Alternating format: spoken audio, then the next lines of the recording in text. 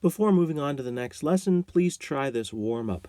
Evaluate the following expressions without a calculator and no decimals.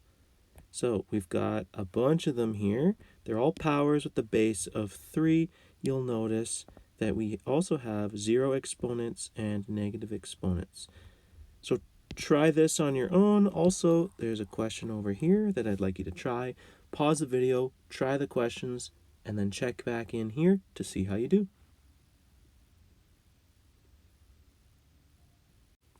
Okay, here we go. 3 to the exponent 3 is 3 times 3 times 3, which is 27. This is 3 times 3, which is 9. This is just 3. Now, if you forgot the rule about 0 exponents, you could have just noticed this pattern. Every time you decrease the exponent by 1, you're dividing by 3. So continue the pattern, divide this by 3. 3 divided by 3 is 1. So even if you forget that any number with an exponent of 0 has an answer of 1, you can just follow the pattern and you can figure it out that it's 1. Continue that pattern into the negative exponents. Divide by 3. So 1 divided by 3 is 1/3. Divide that by 3, it's a 9th. Divide that by 3, it's 1/27. Also notice 3 to the negative 1 is the reciprocal of 3 to the 1. 3 to the negative 2 is the reciprocal of 3 to the 2. Okay, so that's where that rule with negative exponents comes from. You've got the reciprocal of your base with the positive exponent. So the reciprocal of this is 1/3 to the exponent 2 is 1/9. Okay, so that's just kind of a refresher of some of the exponent rules, the 0 and negative exponents. Then I had this question over here. If 3 to the exponent x is equal to 81, then what does x equal? Well, the correct answer is 4. And you might have just been able to kind of work with the pattern again. So every time I increase the exponent, I multiply by 3. So if I multiply this by 3, it's 81. So that's going up 1 more. So my exponent would be 4. Okay, but sometimes we can have questions like this where we need to figure out what the exponent is, but it's not as straightforward.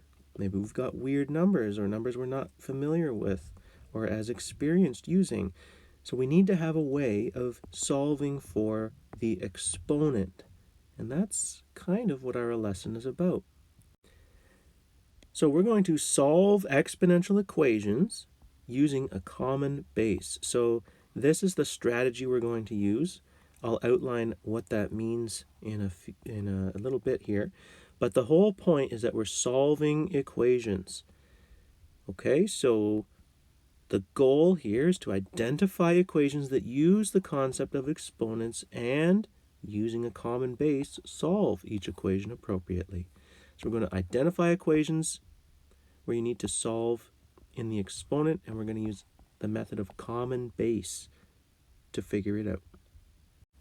So let's start with this example. We're going to write all of these numbers as powers with a base of 2. So my first one here, 8.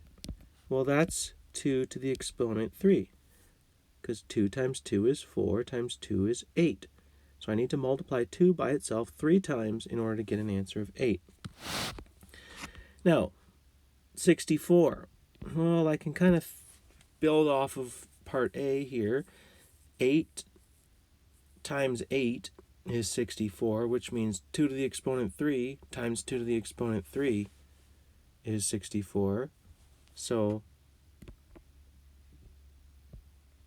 that's 2 to the exponent 6. All right, a half. This one's a little bit trickier, but if you really know your exponent rules, you'll recognize this as just 2 to the exponent minus 1.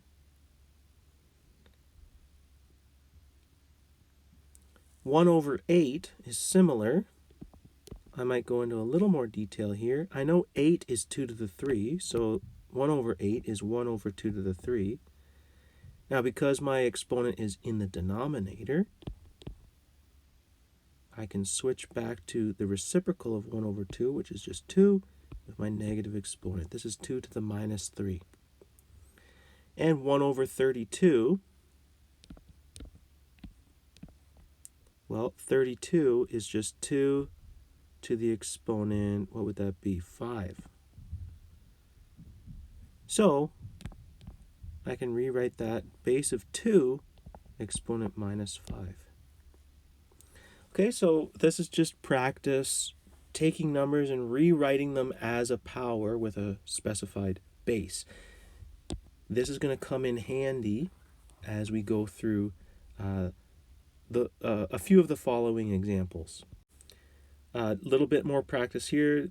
125 written as a power with a base of 5. So now I got to think, okay, I know 5 squared is 25, so 5 times 5 is 25.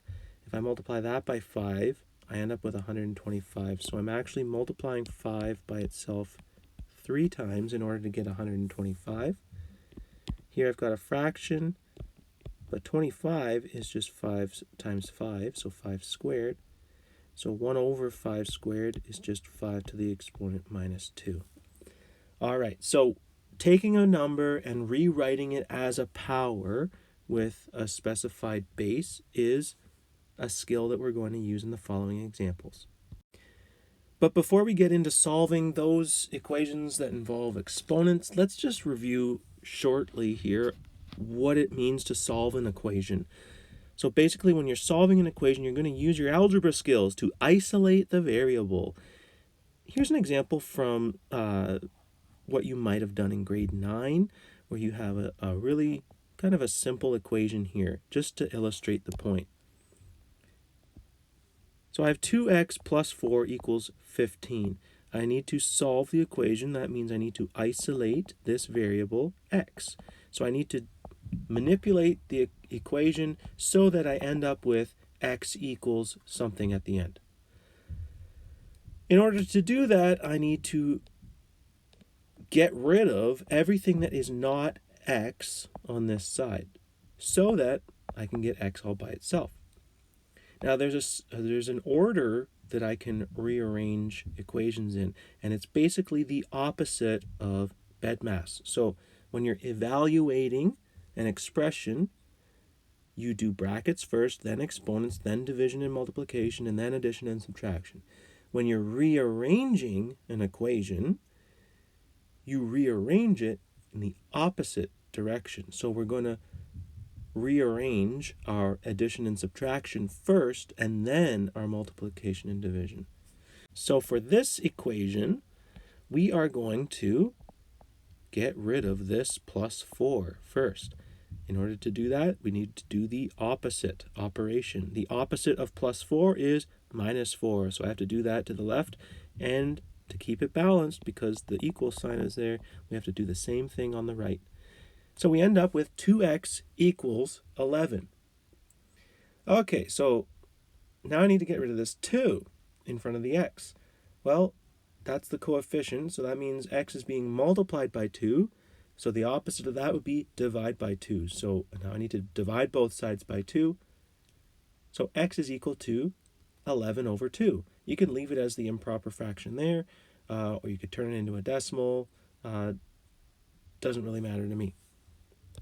The point is, when you're asked to solve an equation, you do opposite operations to isolate your variable. So when we're asked to solve an equation involving powers, we're going to basically do the same thing, where we're going to use opposite operations once it gets more complex, but for now we have a new algebra skill. And this is to compare powers with common bases, and this is the method that we're going to focus on for this lesson. So when I'm asked to solve this equation, 2 to the exponent x equals 64, sure, I could just plug in a bunch of numbers in my calculator, trial and error, see what makes this work.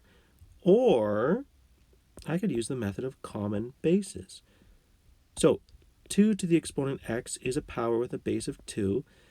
I can write 64 as a power with a base of 2. So 64 is 2 to the exponent 6. So now I have 2 to the exponent x equals 2 to the exponent 6. Well, I have a power with a base of 2 equal to a power with a base of 2. So if I just compare those two powers, the exponents have to equal each other. So I can say x equals 6. Over here, 5 to the exponent x equals 1 over 25. Well, I know from earlier I can rewrite this as a power with a base of 5. It's 5 to the exponent minus 2. So 5 to the exponent x equals 5 to the exponent minus 2. If I compare those two powers, I notice that the bases are the same in the power, so the exponents have to be the same. So x equals minus 2. So this is the method of finding a common base. And the rest of the examples in this lesson just build on this idea. So we're always going to compare two powers with the same base, and we're going to say that the exponents have to be equal. That's the basics of this. So when you get an example like this, where it's a little more complex, you're still using the basic idea. Here I have a power with a base of 5, so I'm going to write this as a power with a base of 5. So they have a common base. So 125 is 5 to the exponent 3. So here I have powers with the common base, which means the exponents have to be the same. So now I have 2x plus 6 equals 3. Now this is like one of those grade 9 equations that we can solve, and we're just going to do opposite operations. So we have to subtract 6 from both sides, then we have to divide both sides by 2 to get our answer. So x equals negative 3 over 2. Our next example, 3 times 2 to the x equals 48. All right, so here I have a power, but it's being multiplied by 3. So the only difference here is I'm going to start by getting rid of that 3 so that I only have a power with a base of 2 on the left-hand side. So if I divide both sides by 3, I have 2 to the exponent x equals 16. And now I can do what I did before, write 16 as a power with a base of 2. So 16 is just 2 to the exponent 4, which means x equals 4. And now we're going to get even more difficult here. So this first one, okay, I've got my power multiplied by 5. So I'm going to divide both sides by 5. And when I do that, the 5's cancel out on the left. These 5's actually cancel out on the right. So I have 3 to the 2x on the left, and I have 1 over 27 on the right. Now 27 is 3 to the exponent 3. So I have 1 over 3 to the exponent 3, which is just 3 to the exponent negative 3. So now I have a comparison between powers with the same base. So the exponents are equal to each other. 2x equals minus 3. Divide both sides by 2. So we have x equals negative 3 over 2. A lot of people are going to freak out when they see this next one because it involves fractions. However, the overall process is going to be the same. We're going to make these two powers so that they have the same base. Now, usually, we've just looked at the power and we know what the base needs to be. In this case, it was 3 over here. So this one has to have a base of 3. Here, we would look at this and say, well, we have a 4, so this needs to have a base of 4. But I can't write 8 as a power with a base of 4, because 4 to the 1 is 4, 4 to the 2 is 16, so we don't get an answer of 8. So that means there's going to be a different number. We can write both of these as a base of 2. 4 is 2 to the exponent 2, and 8 is 2 to the exponent 3. So we're going to use that when we come up with our common base. But I'm going to leave them as fractions first. So I have, instead of 1 over 4, I have 1 over 2 squared. Instead of 1 over 8, I have 1 over 2 cubed. Okay, so I'm now going to rewrite this so that I don't have a fraction. So 1 over 2 squared is just 2 to the minus 2. And 1 over 2 cubed is just 2 to the minus 3. So I'm getting closer here.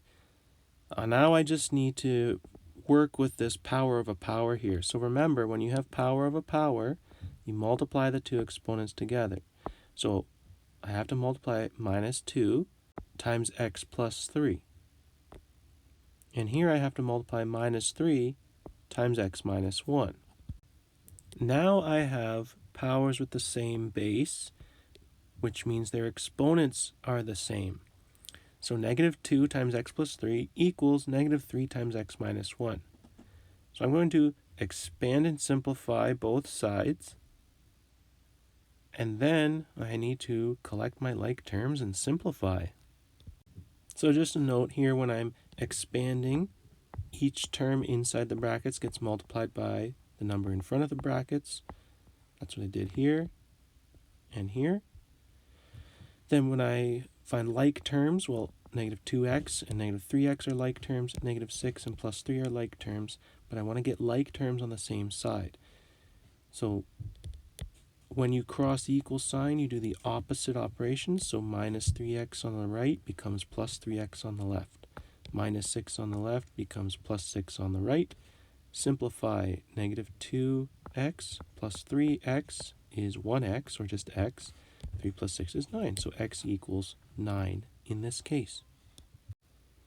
Now I have one last example here, and it's a little more difficult, but I think if you've been able to track with what I've been saying so far, you'll be able to do this on your own. So pause the video and try this, and then we'll check back in together.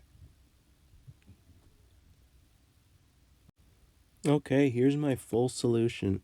So I looked at 9 and 27, and I noticed that I can't make 27 as a power with a base of 9. But I can make both a 9 and a 27 a power with a base of 3. 9 is 3 to the exponent 2. 27 is 3 to the exponent 3. This 9 is also 3 to the exponent 2. So that's where these came from. I just replaced the 9 and the 27 with a power with a base of 3. Okay, then I turned the fraction into a base with a negative exponent. So 1 over 3 to the exponent 2 is 3 to the exponent minus 2. 1 over 3 to the exponent 3 is just 3 to the exponent negative 3. Okay, then I have a power of a power here, so I need to multiply those exponents. Negative 2 times 2x is negative 4x. Same thing over here, power of a power, so 2 times negative x is negative 2x. Here, I'm multiplying powers with the same base, so I need to add the exponents together. Negative 4x plus negative 3 is minus 4x minus 3. So now I have powers with the same base equal to each other, which means the exponents are equal. So negative 4x minus 3 equals negative 2x. Now I need to just rearrange, put my like terms together and simplify. So I just decided to take the minus 4x from the left and shift it over to the right, so now it becomes plus 4x. So on the left, I just have the minus 3. On the right, I have the minus 2x plus 4x.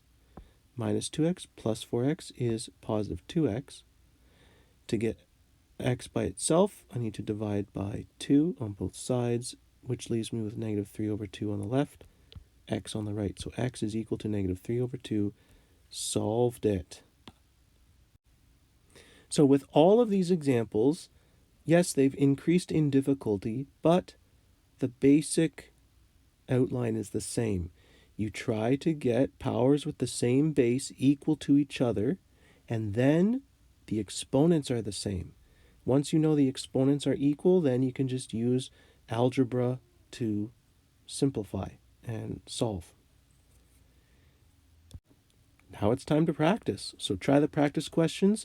If you get stuck, let me know, and I'll do my best to help.